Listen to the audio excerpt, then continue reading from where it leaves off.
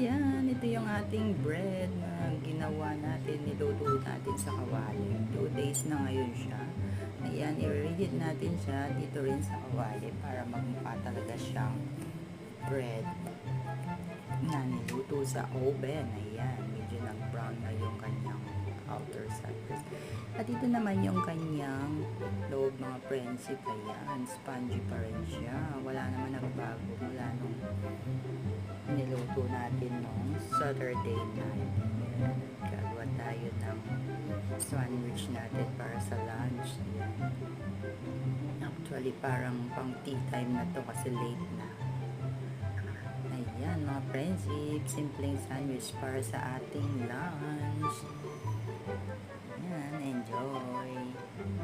Tara, let's eat. Thanks for watching.